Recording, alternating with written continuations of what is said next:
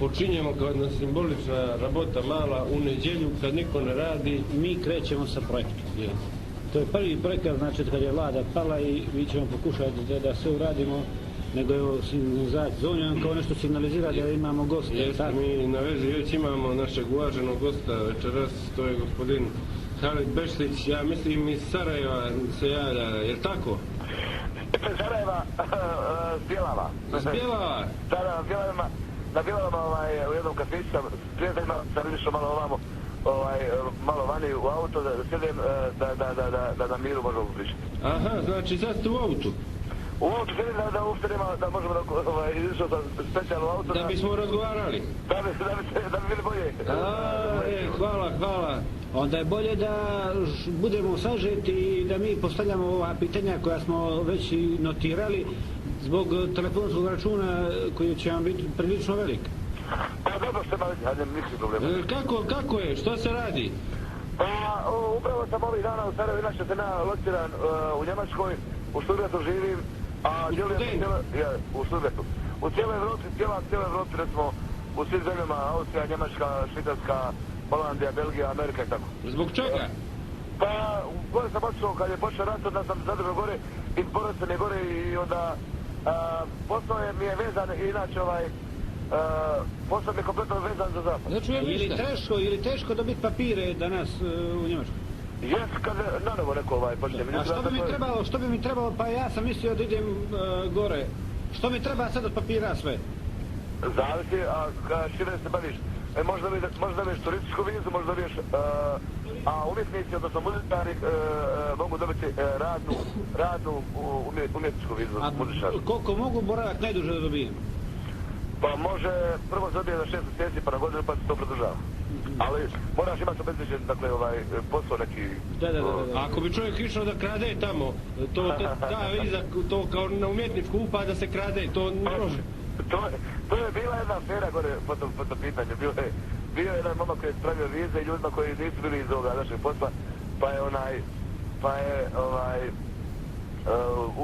bila u policiju uhvatila i velika afera bila. I ubijen je on? Uhapšen. Aha, Halide, recite mi, da li ste morali da naučite njemački? Da pravo kare slabo, onako, čisto znam. Znate li jedno 3-40 riječi? Pa, možda toliko. Težak je njemački za naučiti. Vi ste poznati. Mi se to znamo čovjeka koji nema veze. Jeste li pokušali da ispijate neku vašu pjesmu na njemački, možda tamo neko tržište? Kako bi išlo neću dijamante na njemački, znate li to? Ne znam. Ajne kajnen, dijamante, ajne kajnen. A znate li kako bi išla veliki vaš hit, ne mogu sada se sjetiti baš imena pjesme, ali znamo prilike kako ide ona pjesma vaša, veliki hit. Na njemački. Koja pjesma, recimo?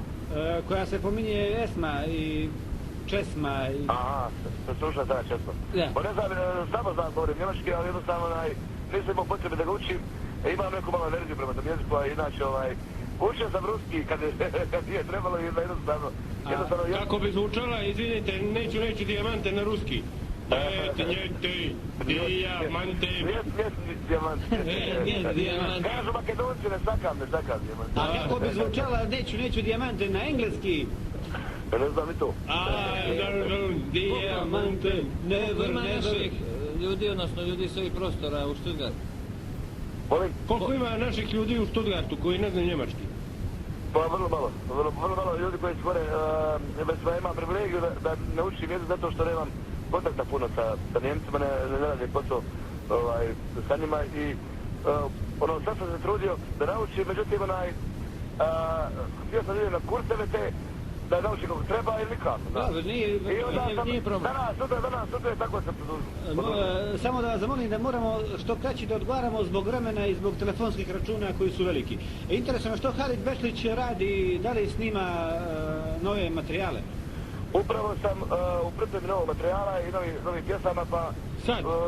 Otprilike u septembru treba izaći. Kako se zove album? Sad ima neki radi naziv Prvi poljubac. Kako bi to na njemačkom bilo? Ajne... Nije Ajne, nego... The First. Prvi, jedan je Ajne.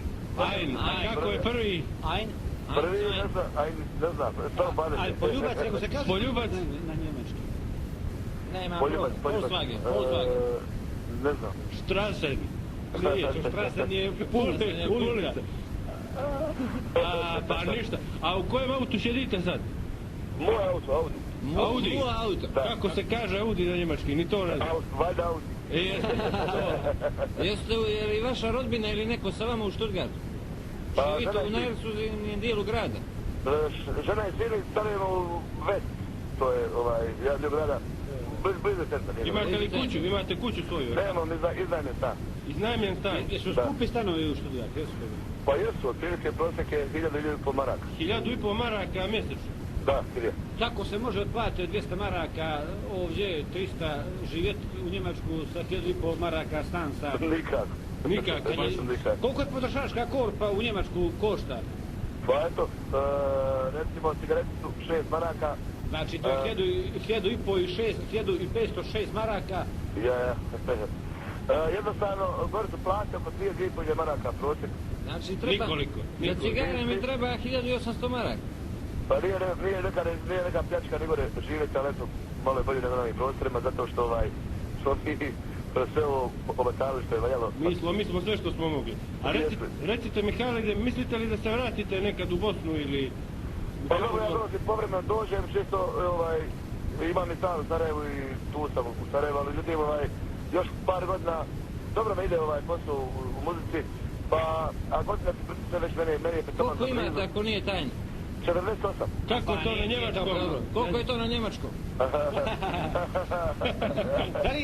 Da li volite nastupati i sad uživo kao u Njemačkoj i u Evropskoj zajednici, a boga mi u Americi? Nisam razumijem, samo... Kažem, da li volite da nastupate u Njemačkoj i Uživo, da li je to uživo? Evropi i u Americi? Pa pjevam, radim po cijeloj Evropi, po diskotekama, gostujem po diskotekama. Niste na Cetinje dolazili bez jednom?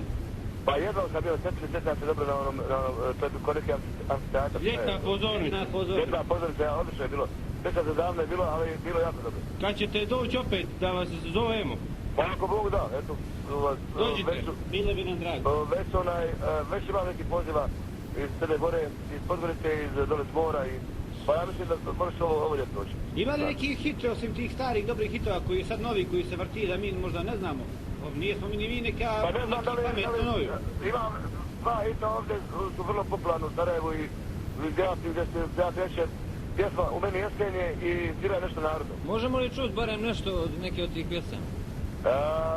U meni jeskenje, mada kažu svi da sad je proljeće, u meni tuga je, jer si ti ko zna gdje. Halide, nećete vjerovati, ja sam čuo tu pjesmu, neko pjeva ovamo u Jugoslaviju kao svoju.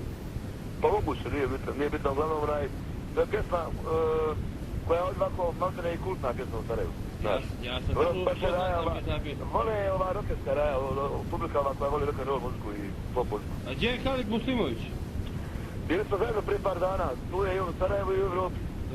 I on je u Evropi. Bili smo na svadbi šerifa Konjaka, šerifom se. A šerif se oženio. Pa smo se zajedno nacrli. A nije nas zvao, mi smo odlično sa šerifom.